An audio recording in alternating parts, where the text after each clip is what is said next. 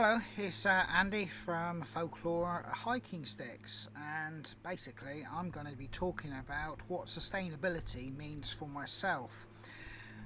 It's a buzzword, it's one of the catchwords that are heavily floated and touted about YouTube and other medias, and indeed all forms of should we say environmental speech and talk. You've heard it yourself: off-grid, sustainability, eco, personal responsibility to the environment. We've all heard those words, but how do they actually sit with an individual is open to a lot of interpretation by yourself and others.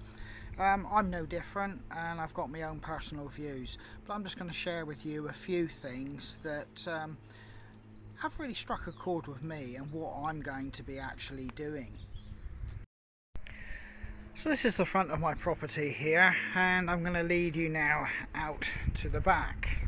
That's kind of needed to just quickly to show you that, and this is the back of my property, and I'll move out of the shade from the house because it's a south facing at the front, and this is north facing. So basically that's giving you the lay of the land. I've just been sitting there and it's an absolute sun trap, absolutely gorgeous. But if I bring you out here,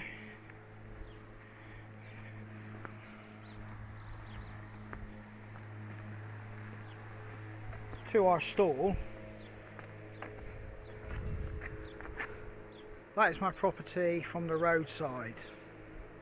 So from the very bottom corner of my property looking up to my house, you can see I have a substantial amount of ground, and it's got to be, I wouldn't like to put I haven't actually measured it, but you can see it's a substantial amount of ground before you reach my property, the back entrance. My property was built just a couple of years after World War II, and it's no different than many hundreds, if not thousands, like it in its particular style. It's called a Cornish unit. Ironically, we're in Cornwall, but that's the term that it was actually produced as. There are many other local authority housing designs. But getting to the point, the fact, after World War II, there was a shortage of housing. All the population was becoming transient. There was a lot of men coming back from fighting within the wars, because after the Second World War, people didn't just come home. It was a slow, gradual process. The majority did, but obviously Great Britain still had an empire, and people had to come in from all corners of that empire, and indeed the fighting areas within the world. So men were coming back home, and indeed we had the gradual trickle effect of people from the empire that came into this country. So housing became a issue that had to be resolved. So there was a mass building effort underway, and that was also to replace all the damaged towns and properties due to the aerial bombardment from the Nazi war machine, which had been very effective in a lot of the towns, industrial towns, and like myself, Plymouth, not too far away, it suffered heavy bombing because it was a naval base. Now, with all that people coming in and house building happening, there was also still rationing, which was still in existence, because there was not a lot of food for the population, and indeed while the country was getting back on its feet, things were rationed to try and spread it around evenly. So where is this leading me so far as my property and what I've just showed you?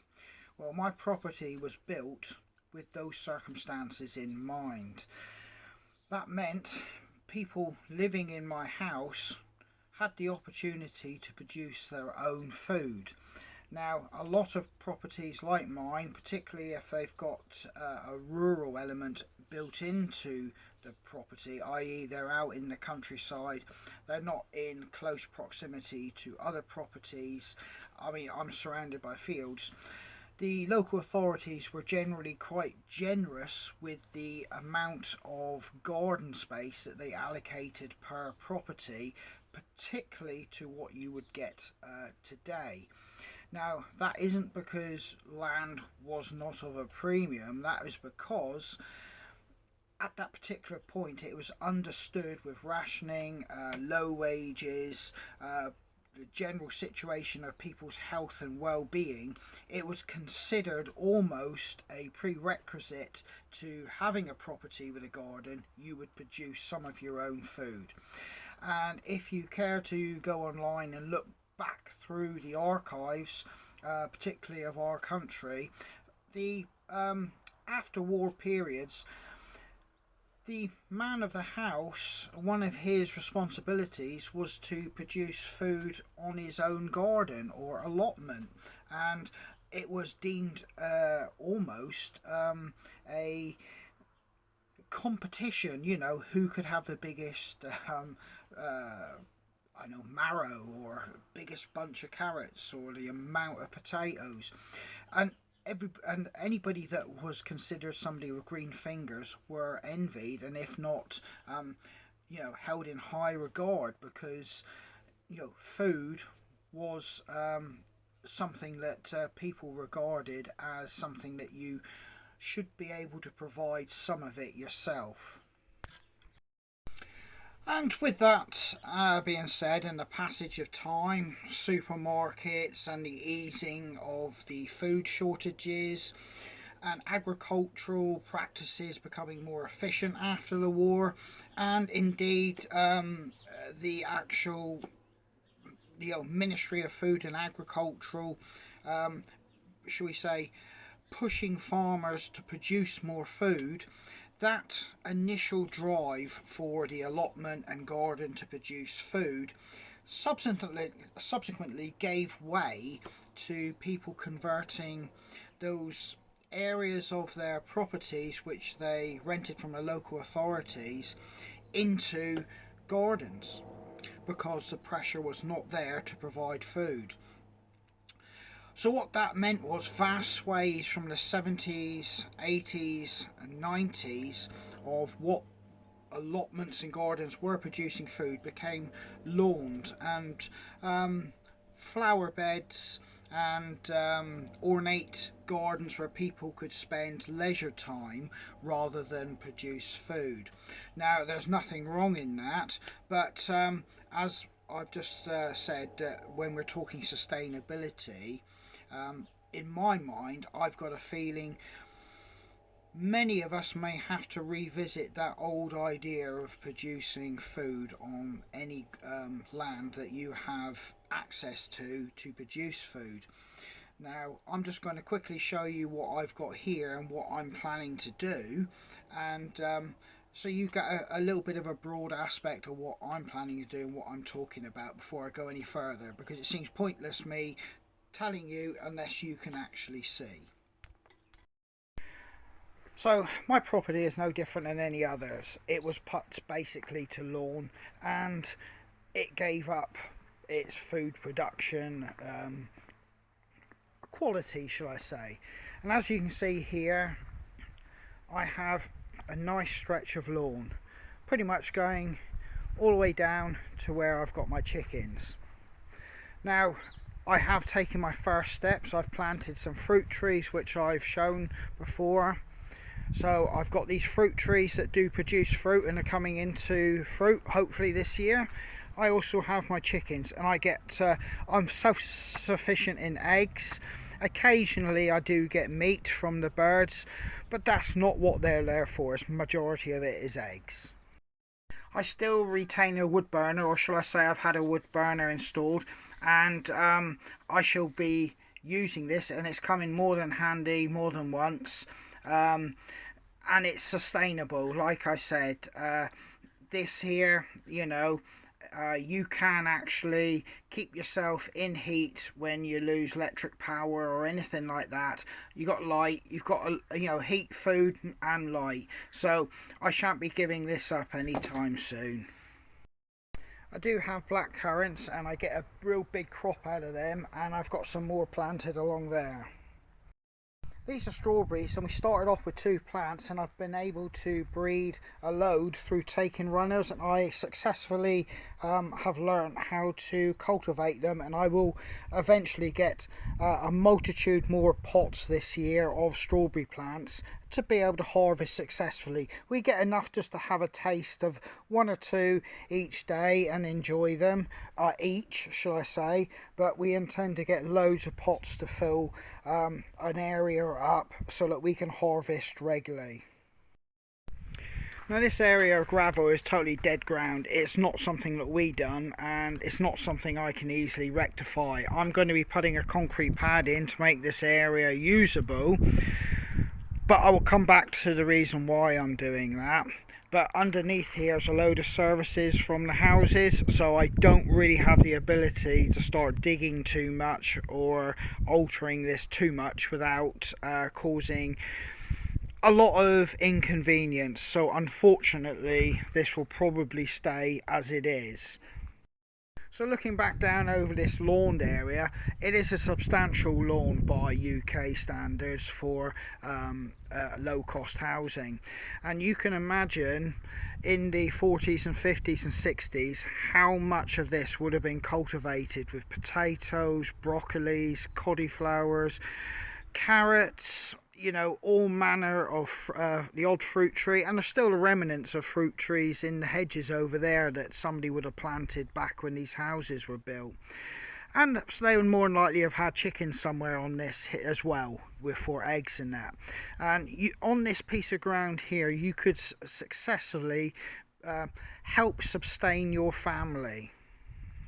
I do have a greenhouse, but my greenhouse has been used for cultivating and bringing on buddleia plants and that, which we sell, but I intend to use it to bring seeds on as well, so it will have a food use and purpose as well.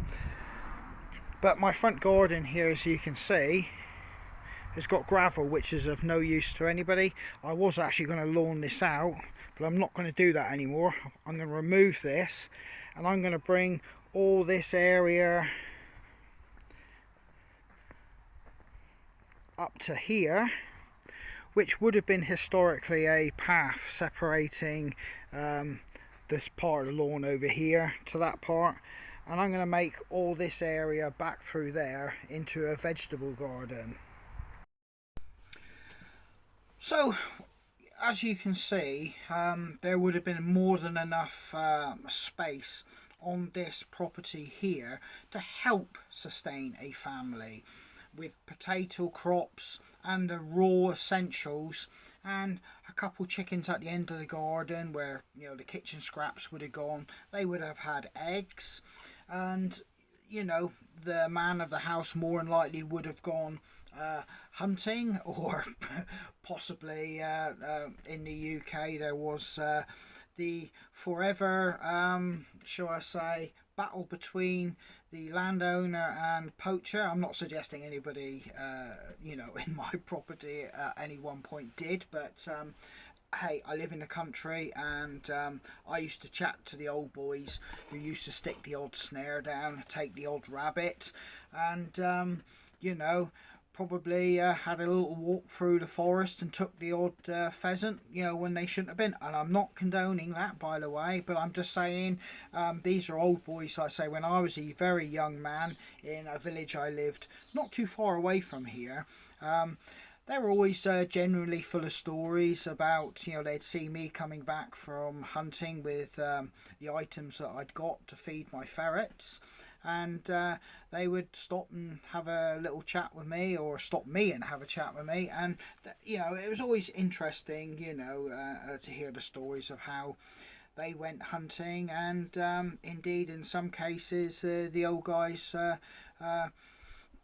probably were over the wrong side of somebody else's hedge obtaining that free meat. We call it poaching, but they didn't look at it like that back then. It was just a case of, you know, whipping over, taking a rabbit, bring it back, and it ended up in the pot. And these guys probably are no longer with us, sadly, I would say, but this was part and parcel of life back then. But yeah, I'm not condoning that, by the way, and I don't suggest anybody do that. Poaching is illegal, and so yeah, I just got a magpie squawking as it goes over into the trees there. No, but the point I'm trying to make is people were at some point trying to produce food or put food on the table themselves and not rely wholly on the systems that are in place to provide that subsistence. And what you can clearly see here and lying around is the remnants of young kids. I would dearly like to put the vegetable garden in this lower part of the garden just away from our orchard here, and just bring it along here and do it up to about here.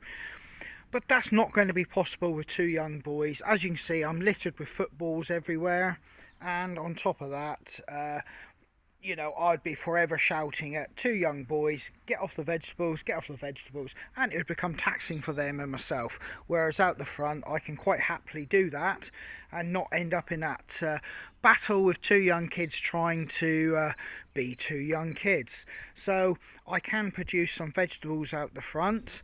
I've got my fruit trees, I've got the chickens, I've got berries, I've got some more berries around the back which I've just planted, which are blackberries and raspberries, and they're going to take over the back part of the hedge there. So I've got those berries, so I like to think I'm beginning to start at least moving towards a bit of food production myself.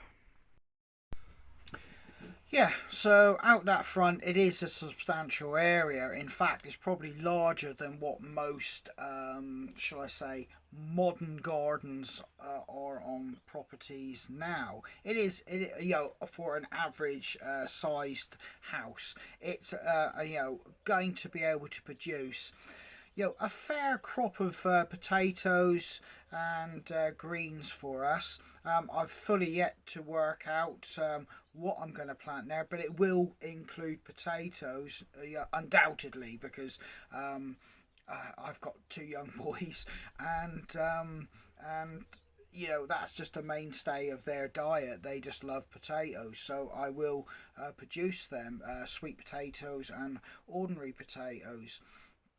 But there will be greens, because obviously as you get older your palate changes, and me and the wife do enjoy greens now. We have for a long time, you know, because we're adults, but what I mean is we enjoy greens, but obviously young kids, you know, they're more into the traditional potato taste and things like that. They do enjoy berries and things that we pick here, and indeed the black currants, they could quite often be found helping themselves, and it was nice to see them getting them before the birds would get them, and it became a bit of a race for those boys to pick them off the bushes before the birds took them. But yeah, so yeah, I'm not suggesting for one moment I'm going to be able to bypass supermarkets or anything like that. What I'm suggesting is that I'm able to produce some of my staples and just help ease the actual food bill. I mean, we have now it's sunny weather. With those eggs, we can expect 4 to 5 a day, and we are more than you know, more often than not having pancakes, omelettes, scrambled egg, and indeed, you know, it's become one of our staples. And you know, it's nice to know that you're producing it yourself. So anything I can produce out the front, vegetable wise, will obviously be less I have to rely on getting from the supermarkets, and indeed the actual chain, which most people do rely on. So clearly I can aid myself in being a bit sustainable with my food production here. As for our income, obviously I've got a job, a little part-time job, and on top of that we do sales and sell plants and things like that. So you've got to do what you got to do for money. You can't bypass the fact you need money. So, I won't ever be fully off grid. And when I say off grid, I'm talking now about the fact that I can sustain myself through my property, shall we say financially, and through my own nourishment needs, and taking care of electricity, power, heating, and all the things that water and everything like that. My house is on grid in all intents and purposes. I do have a wood burner, like I said, which I can cook. It gives me heat, and which takes care of those things that you need in that regards. But I still have electric, and with that, I can only say, if you want to become more sustainable, what you do is you use less electricity, less water, and you flush less, basically using less of what is coming into your house. And in some regards, if you followed that mantra, you could actually be putting less pressure on the system than somebody who's off grid. A lot of people who are off grid use a lot of power through other means, and indeed, if they're well off the grid, with their transport, with producing power, with actually having to bring everything to their property to live off grid. It's swings and roundabouts. If you think off grid as living in a cabin in a remote mountain and you're drinking out of a stream, you've got an outhouse, you're out shooting and foraging for your subsistence, that is true off grid. Most people who are off grid for a lifestyle choice, but they still require a lot of material items that produce those things which aren't environmentally friendly or eco-friendly. A lot of people are working towards eliminating that as well, but if you are on grid, you can reduce your consumption to a point that you can quite happily hold your head up and say, hey, I'm on grid, but I'm using so little that, or I'm doing it in such a sustainable way that you can literally not fall foul of that thought process that you too have to be off grid to lead a meaningful life. And getting back to the environmental side of things, I mean, that's just where everybody is going at the moment. By being off grid, people will automatically assume you're being environmentally friendly, but as I've said, if you're living on grid but you're conscious of where you're driving, what you're using to drive, how much power you're using, like today, the sun is out, we've got a washing on a clothesline. Now that might just sound Billy basics, but hey, if you wait another 2 days, and then washed when it's raining or the storm weather, so you've got to use a tumble dryer, that's no thought and no planning, where you could have done that for free and not used power, which has had to come from the grid, which has had to come from the power stations, which has had to initially use fossil fuels or whatever method to get that fuel to you. So you can do your own basic things, as we're talking about now. It's like if you're having a bath, do you need a bath totally up to your shoulders? It just basically needs to be sort of like hip bone depth. Have a shower. Do you need one every day of the week? It feels nice, it feels good, and we're conditioned and told you need a shower every day. The reality is, do you? No. I mean, obviously if you're working on a building site and you're covered in grime, dirt and that, you're going to. But if you've just come straight from an office, sat at home, and then got up and gone to the office, the chances are you have not, got the requirement to have one every single day of the week. It's these choices that you can make, and you don't need me to tell you, because you can quite happily go online and research what you can do as an individual. But I'm just pointing out that I'm here and I've already started to think about what I can do and what I'm going to do, as you can see. Not everybody will have the opportunity to do what I'm doing. Not everybody will think I'm doing the right thing. But I'm just pointing out, and I'm just showing you that I'm trying to make those inroads. I mean, I already cut back on my car journeys. I do cycle, I do walk. We now think about what we're buying food wise, same as everybody. I would like to think, and indeed we've cut back on our electric, what we use the electric for. We no longer let lights just roll, or from room to room. Everything's turned off. And on top of that, like I said, if we're cooking, we'll all cook and eat the same meal rather than cook 2 or 3 different meals based on what people like or fancy. It is one block meal. Basically saving on fuel, saving on the ingredients, and saving on, the actual wastage that would come from having 3 different meals as well. So, it's all got to be put into context what you do. Right then, so for me to start this vegetable garden at the front, this here needs to happen. So we're going to start clearing all this away this week, this gravel, digging down, and I'm going to bring up the hardcore that I've got down the bottom of the garden and take up a lot of the overfill that needs to happen to get it to a level hard base. I'll put the gravel back here to backfill this, because it's of a pretty thin and sparse nature, so that won't be wasted and it won't be thrown away, the gravel.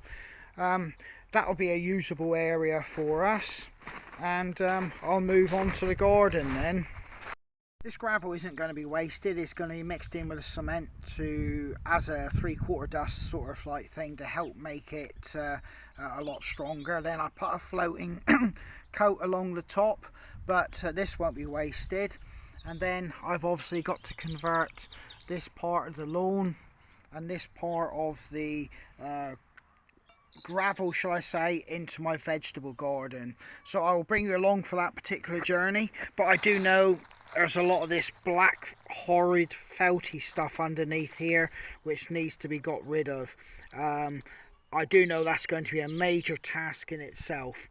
I will bring you along and I will show you. This is really horrible stuff. It supposedly inhibits weeds. It doesn't, because when it gets dirty on top, you get weeds start coming up anyway.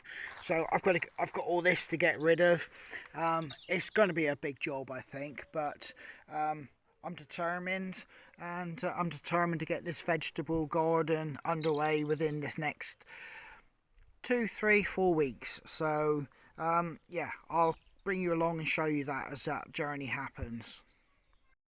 The thing is, we're not actual novices with gardening and gardening practices, as you probably can gather here.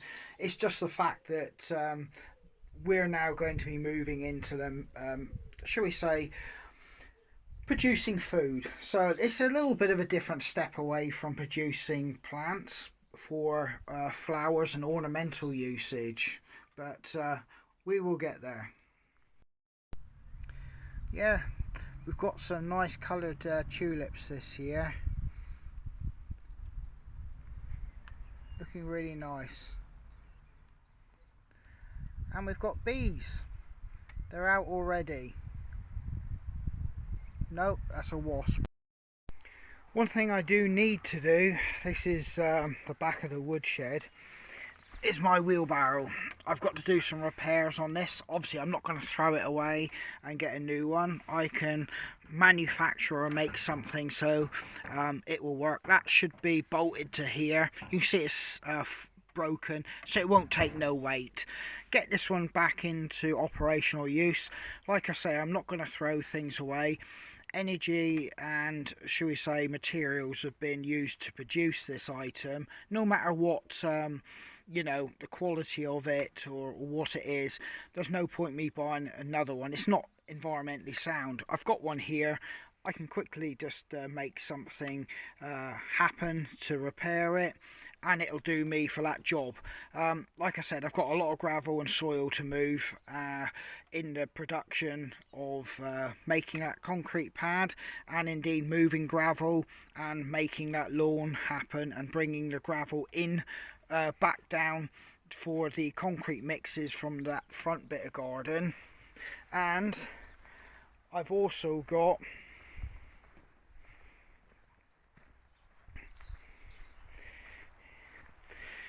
this complete pile of hardcore that's going to have to go up to backfill what I removed to make that concrete pad. I kept this from a job which involved all my drains being redone and reinstated. I knew I would probably need it at some point, and yeah, like I said, I don't have to purchase any hardcore now, and on top of that, that saved transportation, saved fuel, it saved having to get hardcore, and you know, that's just another environmental thing I've saved on there myself with just a little bit of forethought. So I hope you can see that I'm actually thinking about how I can be more sustainable, how I can be more environmentally friendly, and if I can't be off-grid, at least I can make some concessions so that I'm not, how can I use this word? I am not wholly responsible for taking more than I actually need, want, require, or should I say more than what I should be taking for an environmental perspective from the system. And indeed, I do have other measures in place which I can use to compensate, and if not, allow me to not use the grid in regards to cooking and heating as well. So I'm kind of trying to mix and find my own happy medium there, and that's all any of us can do. You've got to live your lives, you've got to do it with your own conscience and your own thoughts, and you've got to find your own path to, you know, find your own degree of sustainability, environmental friendliness, and however you can do it is what you will have to ultimately do, and be happy about doing so in your own mind. But yeah, I'm just going to call it a day here. You can see what I'm moving into and what I'm beginning to think about what I should be doing here on my property in sunny Cornwall for a change. So yeah, I'm going to sign out from here. It's Andy from Folklore Hiking Sticks. This is the aftermath of one of our cats going hunting, and it looks like a poor baby rabbit. Unfortunately, this does happen. If you live in the countryside, most people will know cats do this type of thing, but it's still unpleasant, but it's nature, I guess. He's had his fill, and I'll have to dispose of what's left now. Yeah, this is nature at its cruelest, I suppose. Yeah, I've just put a little clip of our cat, and obviously it's hunting escapade, shall I say, and it's just a gentle reminder of where I'm to. I'm in rural Cornwall, and obviously cats do hunt, and I've talked about it before, but sometimes, you know, visualizing it and or being told it are two different things. So yeah, it's not a glorification of them hunting I'm trying to purvey. It's just the fact that if you live in an urban environment, you know, you might not fully understand or appreciate that your cat is potentially a hunter, and just to bear in mind, if you have or are feeding wildlife and you have a cat around, bear in mind, seeing what mine's done with a rabbit, a small bird or or any other small animal probably won't stand a chance against your cat. So it's just something to bear in mind. So okay, I'm just going to call it a day now. Okay, cheers.